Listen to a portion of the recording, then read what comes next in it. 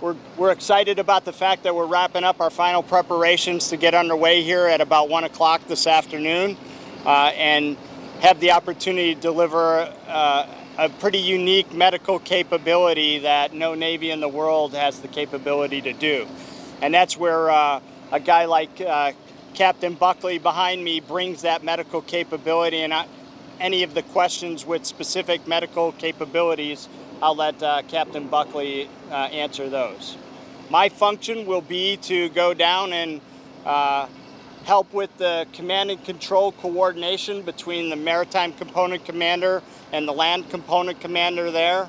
Basically, think of my role and the role of my staff is to keep everybody out of the way so that the medical professionals can do their jobs. And so I'm pretty good at that, and they're really good at what they do.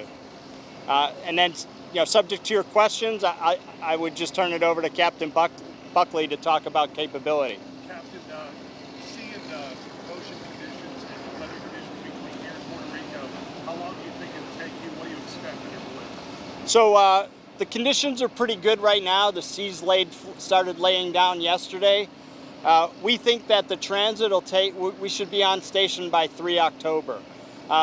If we have to slow down a little bit, 4 October at the latest, but I'm pretty confident we'll be there by the 3rd. You'll go with the Santa Claus? So we don't know where we're going yet. Those final mission analysis and coordination with the national level agencies is ongoing. We'll get our orders en route, and wherever we go, what the great part about what Comfort brings to the fight is the ability to move anywhere that they ask us to go. Can you talk to us about challenges because of the devastation at the island? Is that going to be a challenge for you guys? I know the FEMA administrator said getting to port was kind of a challenge for you guys to even get on the way in the first place. Again, that's part of the mission analysis that's still going on. As you can imagine, with the level of destruction that occurs from a Cat 5 hurricane or Cat 4 or whatever it was when it made shore, we're very cautious about how we bring a large ship in. And so those surveys are still ongoing. We're working with our Coast Guard counterparts that are down in the area to get that assessment. And so we are flexible. The medical capability that the ship can deliver can be done underway, it can be done in port, or it can be done at anchor. And so between the helicopter capability that we have, the boats that we have, all of those things together give us the ability to be flexible in our mission and still contribute with very little interruptions in that process. Given the issue with going inland once you're there, the infrastructure damage, is that a challenge? I suppose you'll be using helicopters a lot to get stuff back inland? So I mean, the part about that for us is, if we go pure side, then there's that challenge of things are going to have to move by truck. The assessments that are coming out of there, are mostly what I hear on the news as well, and that is, there's some areas that we're starting to do it. There are issues with or challenges with fuel distribution and things like that. We're flexible enough to do that, and what one of the capabilities that we have is, should we have to go out and restock or something like that, we could leave port for a very short period of time, go out there and meet underway replenishment with our other Combat Logistics Force ships and be able to do those resupplies. So again, that goes to the flexibility and the uniqueness of Comfort going into an area like that. Do you have any idea how long you'll be gone? So I know that my orders are a minimum of 30 days. And again, those are decisions that are made much above our level. What we'll do is we'll go out there and hit the ground running, or hit the deck plates running, as we say in the Navy, and we'll keep moving until somebody tells us that we're no longer needed.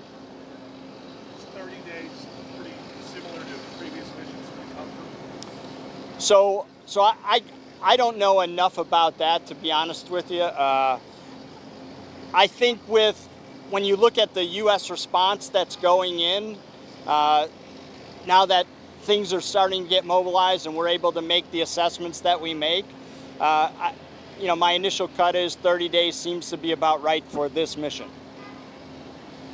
What was the last time Comfort deployed? So, Continuing Promise was 2015. so 2 years ago. They went to, I think, 13 countries approximately and saw 122,000 people. Any reason why now it's being deployed to Puerto Rico? You guys can go to Texas or Florida. So any of the specifics with this, why you guys are heading out? So, you know, those are decisions that are national level decisions. You know, decisions made well above my pay grade. I can only say that we've received the order to go, and it's time to go. What decisions were made at the national level, I'm not privy to that, and I wouldn't feel comfortable trying to answer, you know, why decision makers made those decisions. Captain, how do you feel about the fact that there was a petition drive that was literally sent to Comfort that started several days ago? Anything you would say about that? You know, again, I'm a simple sailor from Chicago. You know, my job is to, when somebody tells me to go, I go. All of the rest of it is frankly irrelevant to me. We have a mission to go deliver a capability and get involved in an operation to reduce human suffering in an area that has been devastated by weather over the last 5 to 6 weeks. That's all I'm focused on, and that's all that my medical professionals that I'm going with are focused on. What is it like gearing up to get ready once you get the word to go? Just getting a ship like this ready to deploy on short notice. So that, you know, that's a great question. So to understand that, you have to understand how the ship is designed in a non-operational status, right? So this ship is normally maintained in what we call a reserve operating status 5, which means they can get the order and be ready to go in 5 days. Now that's from the civilian mariner standpoint, and then the uniqueness about Comfort is that we can tailor those medical packages that Captain Buckley can talk about a little bit more in depth here. And typically that's a 5-day or plus process depending on the size of that package. You know, we started posturing as we saw weather coming in. We were leaning forward in the event that we were asked to go, especially as Irma was approaching the United States. And so we made some of those preparations, decisions that were made within the Navy to do that. Here's what's really unique. 48 hours ago, there were less than 100 people on board this ship. That's civilian mariners and medical treatment facility personnel at the same time. Over the last 36 hours, we have flown medical professionals in for that tailored medical package, along with their support personnel from all over the country, and the number of people that are on board right now are over 800. Think of the logistics that's required and the capability that's required to move over 700 young men and women and you know, good Americans to come on board and drop what they're doing to go and deliver that capability. I couldn't be more proud of how Military Sealift Command, how the medical community have responded, and to walk aboard the ship or talk to those sailors who were all ready to go. You know, that's what keeps you coming back to work every day. Y'all probably want to talk to the other guy, so I can get out of the way unless there's any more specific questions for me. For the cameras, can you state your first and last name again and your rank? Yes, my name is Captain Kevin Robinson. I'm the Commodore of Military Sealift Command Atlantic and the Task Force Commander. And on board here, I am the forward command element for Comfort to fall in on the other military commanders that are in the area. Okay.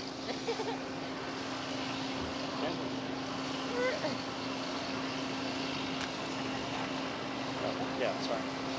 You got him? You good?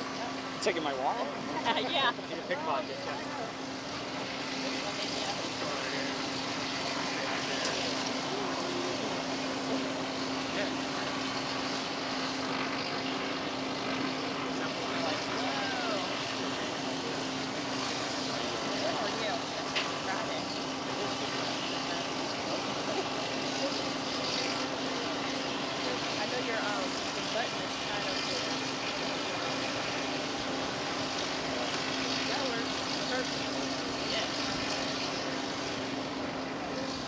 morning. I'm Captain Kevin Buckley. I'm an emergency medicine physician with a subspecialty in pediatric emergency medicine. I am the commanding officer of the hospital, or called the MTF, Military Treatment Facility, on the Comfort. Captain did a good job of giving you some of the overviews. I can give you a general spiel of what we can do, or you can ask me questions. What would you prefer? Captain, can you compare your capabilities with the most advanced hospital that's in Puerto Rico right now that's operating? Well, I can't speak to what's available currently in Puerto Rico, but I can tell you what we can do, and that's okay. So we have the capabilities of any hospital that you have in this country. So we have full bunch of specialists. I have a CAT scanner, angio suite, and I have dialysis capabilities. The only thing we don't have on board is an MRI, because if you know MRIs, they don't do very well with metal, and you can see there's a lot of metal there that would probably interfere with that. So we don't have an MRI, but we do have a new capable CT scanner, ultrasound. We can run up to 11 ORs, but we're only going to be loaded for 6. The ship is built, the primary mission is for combat support. So the combat support mission is a little different package than humanitarian. In combat, we don't bring OBGYN doctors and pediatricians and neonatologists. In this tailored package, we have more community health, more primary care. I have a 50-bed ER capability on board the ship.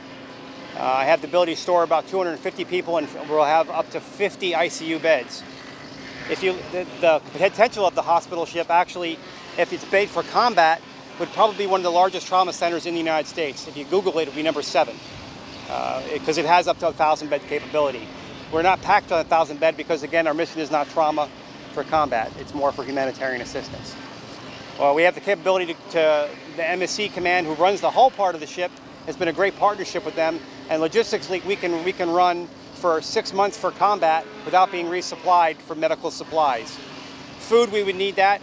For humanitarian, because of the nature of the short notice and the flexibility, we don't know what we're going to face yet. We load for about 30 days of supplies. Do you have any medics aboard the administration from Puerto Rico? I have Navy sailors from Puerto Rico, including my admin chief, who is supposed to go on vacation next week to see his family in Puerto Rico, and they're fine, by the way. They're in the eastern part of the island, but they're okay. It took them a week to get a hold of them, but they're okay. There are also a number of sailors that have come on my crew, so it's like a nest egg. So I usually have about 58 sailors that sit here and maintain the shop. It's not in mothballs. If you know anything about equipment, you have to keep things running. All my lab equipment capabilities, CT scanners, radiology machines, required to be used, or at least turned on. And you can't leave them off for a month and come back and expect them to work. You guys all know technology, it's a bit fickle. So I have that crew. Then I have a critical core that comes on board, which is sourced from different 18 MTFs around the country. Majority comes from Portsmouth, which is local. That's 241 more people. That doesn't bring you a capability for medical support, but it's like a framework or bone structure for the hospital to get ready to take patients. And then the FOSS tailored package, which we brought on board, over 529 people were tasked with the mission less than 36 hours ago, some as late as last night, and they're here this morning to help support us. So as a doc, coming on board the ship and seeing the capability, it's really impactful and emotional what we can deliver. And thanks to the partnership with MSC Command in the Hull and Navy Medicine East and Navy Medicine and General BUMED leading forward, I don't think you guys understand. No civilian agency can bring this capability in 24 hours to be able to go on a ship and go anywhere in the world, anytime, anywhere. And because of our capabilities, any deep port, we have troop transports that you may see on a regular cruise line that can bring patients up as well, up to 40 patients at a time. Most cruise lines just bring things down, but to bring the load up to do that is a great capability as well. So we can bring them from the pier side, from small boats, if we can't get further up into an area, or by the large deck can actually move in closer. Pier side does have some limitations, but we can be flexible and do almost anything. When you get there, do you have a number that you are thinking about what you're expecting to see when you get there? So when we're full to bore, we can process about 200 people per day, depending on our supply list. For combat would be 6 months indefinitely for that period of time. We don't know what we're going to be tasked with. We don't know what the medical ask is. That's from higher up national authorities, or work with FEMA to decide where the base use of us, because we don't have I'm just a captain. I'm on this level. My job is to be ready to go with our team. and get what we can to be as flexible or semper gumby as you want to be on the site. But those areas will have to be determined where our best impact will be. There's a great already a Navy asset, a military medicine asset on land. So we're going to plus up with them, and the captain, the Commodore, will actually give us, he's over there now, will give us the guidance where we're going to go. So wherever he says we're going, my team is ready to support and provide care. Do you have a sense of like what types of aid might be in demand? Like for instance, like in an earthquake, you may see preponderance of a certain type of injury. In hurricanes, is there generally perhaps something that you're expecting to see more of? Well, we use a model-based, computer model-based that actually can tell you what kind of economy you're dealing with, emergency economy, a well-developed nation type thing, and timelines. So depending on when you get and what kind of disaster. So whether it is a focal local disaster, an earthquake knocks a building down, or you may have a wider spread, so that you can then put these questions or input into the data and get an input. Normally, the first few days of an incident like this would be more trauma-related incident, things falling down, things being blown over or hit by debris that are hitting. As we further move out, there's more medical things. So as you lose some of the civilization type things, running water, proper sanitation, things like dysentery or cholera can also be on. So usually around day 14 through on, you'll start getting more medical issue. Or medical patients who haven't seen their doctor or haven't got their medications refilled may have problems that may be due to their original disease. So again, trauma up front, and then as you go further out, it's more medical based. I'm sorry, she had a question next. You mentioned anything a hospital can do. So if somebody needed... Nearly. Okay, so if somebody needed surgery... Yes. Like, are there things that you can't do? And then in that case, what happens then? Well, there are certain surgeries we just wouldn't want to do. We wouldn't want to do a joint replacement because that's a long follow-on. Someone has a broken bone or needs a washout, yes. So one of the differences between this ship and some of the other medical capabilities, the LADH, they can do damage control surgery and major surgeries to stop them, but they don't have the follow-on holding capability. So if we have a patient that has a contaminated wound and may have to go back to the OR 5 or 6 times over a week, we can keep the person on board and do that, and do all of that definitive surgery. What about the pharmacy? There's a whole pharmacy too, right? We have a pharmacy based on, we call AMALs, which are packages that are pre-based packages based on what we think. We don't keep anything on the ship, for the most part, until we get an order to where to go, because we want to tailor our mission what we need. And we get support from MSC, from our civilian contractors, from Portsmouth, and we've actually called commands up and down the eastern coast if we don't have something we can get to pull. And all that's been loaded on. I mean, 98 pallets of food by my guys during a storm. The winds of the last couple of days here because the hurricane have been in there and made it very challenging. So it's been a heroic effort, a teamwork effort to provide a capability like, as the Commodore said, very few in the world can do. So you would pick those medicines up? We have them on board now. So we've loaded them over the last 2 days. That's why we have the ROS 5 status.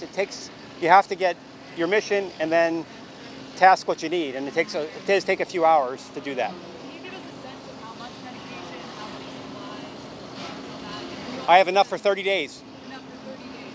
And could it be extended beyond that? Well, so one of the things as we get more information from higher authorities, as I said, we don't know what the full ask is. We have to be very broad. If we need to do more, say, dialysis or more so-and-so, we have the ability to say order up from the ship and order ahead and have redelivery, so we can do the underway replenishment. So we have those already scheduled for food, but we can add other things on there. Or we also have a hemodet on board that if we know where we can pre-position supplies to fly them out to the ship. You said there are over 800 people on board. Can you give us a breakdown? How many doctors, how many nurses? Well, I have over 300 of our finest Navy corpsmen, and those break down into specialists and techs. So we have lab techs, x-ray techs, pharmacy techs, physical therapy techs, and I have approximately 140 medical type officers. So that's doctors, nurses, MSC officers, which is not different than the MSC line command that does the support medical service corps. So those include your pharmacists, your physical therapists. You may have also, we have nurse practitioners and PAs, and I have a number of, I have 45 doctors, and they don't count me anymore, unfortunately, on that list. But I have, my executive officer is also in internal medicine. So we actually have 2 additional doctors that don't count on the list because we're in a position that we're set for CO and XO. Obviously, the mission that you do is critical, especially at a time like this. Do you anticipate any challenges that you can foresee now, maybe like a language barrier? Like, what are some of the challenges you are preparing for now? Well, I have a number of people on board the ship that speak Spanish if we have that issue.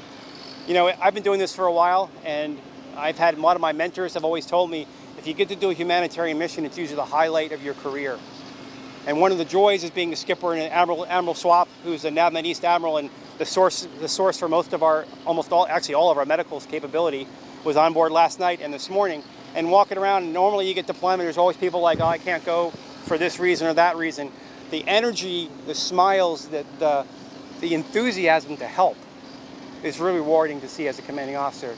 It's really heart-touching to see that. And I'm very proud of our sailors, and I couldn't be more proud. And it's almost like, put me in, coach, I can help, I'm ready to play. And they really had that enthusiasm. Getting on board last night, you know, it just takes time to process that many people across that little brow, find them berthing, and not one person was complaining. Everyone's smiling, happy, and just happy to be aboard. So it's really an infectious type thing. So they're really eager to help, and we'll do our best, whatever the Commodore has us do and the higher authorities to do, we're standing by to assist. Comfort responded after Katrina, after Hurricane Rita, after the earthquake in Haiti. September 11th as well. September 11th. How does this particular crisis compare to some of those? Well, each crisis is different. You know, September 11th had a focal point where it was gone. The natural disasters, it's always a little more challenging working with the states because you also have to work with states. Those different states, governments, and FEMA actually will drive a lot of that, and a lot of the stuff's way above that. So we're just more of, tell us what you want, and we'll support what you need. Many of the states, though, actually have inland resources, so sometimes it's easier to move inland than to have to go out to sea. So depending on what kind of nation it is, or nature of the event, we're more in, tell us what you need, and we'll support. And those 30 days begin once you make landfall in Puerto Rico, correct? You're not counting the 5 days. Well, the supplies for 30 days is what we need to do medical care. So when we start medical care, we will need food resupply. We have enough food for about 21 days for 900 people. You mentioned the morale, the energy was really high. Yeah. Are there any challenges just in terms of throwing all these people together at once and like procedures? Maybe someone does something differently than someone else, and they kind of have to work things out, or is that? No, we're. Fairly smoothly? It goes. Actually, it's amazingly. The teamwork approach is really a pretty good. We're all active duty, so we all worked in different. We were all plug and play, if you will. I've been deployed downrange to Iraq or as an ERSS team lead to different areas, and there are general training pipelines that people have, so a lot of it is consistent. People always have their certain preferences, like I like this type of retractor if I'm a surgeon, and surgeons always have their own little personal things they like. But I'm an ER doc, so there's always a little battle between the ER doc and surgeons. So. How many people, medical staff, are on the ship? So there are at least 71 mariners. We may have a little more plus up for that actually run the hull. And on the medical side, I have over 800 right now. Well, that includes my support staff. So not just medical, I have a large non-medical component. So somebody has to feed people. So we have a galley that can provide up to 8,500 meals a day if properly stored. We don't need that much right now because we only have 900 people on board, times 3. So at least 3,000 meals a day we'll be cooking. So I need staff to do that. And then we have logistics supply orders. So I have barns and warehouses on here I can put stuff in, and a whole bunch of people, civilians and military, that work together to make sure we have what we need. So it's right now over 800 military staff, and then the 71 civilian mariners. I'm sorry that you said this earlier. I do apologize. Is your ship equipped with dialysis? I remember Yes. watching the report. A late center mom was without dialysis for days. So. Correct. So the ship has capability for dialysis. Like I said, it can provide them nearly anything any medical hospital, tertiary care facility in the States can provide, except MRI and usually some of the neurosurgical procedures, if you staff it right. So we always have dialysis machines. We've actually plussed up from Portsmouth with 2 other ones, and we've actually have nephrology on board and dialysis techs as support. 250 beds? So the beds, or you have to look at that, it's 250 beds is a breakdown because you have, of that, 50 beds are in the ICU. So those 250 beds are varying level of care. If I could ask everybody, obviously they have to get underway in 90 minutes, so we're going to go last question. Whoever can get it in. In terms of once you bring victims on board and they're, let's say, in an ICU unit, How does the handoff work? Where do they end up back in Puerto Rico? Do you take them to the States? Does it matter? Depends what the condition is, and there's also people that have come from other islands from the previous storms that are maybe there too. So if they're a foreign national, we would work with the embassy and State Department to get them back to their host country. Puerto Rico actually is U.S. territory, so a lot of it depends on, do they have other assets or resources anywhere else, or is Puerto Rico ready to take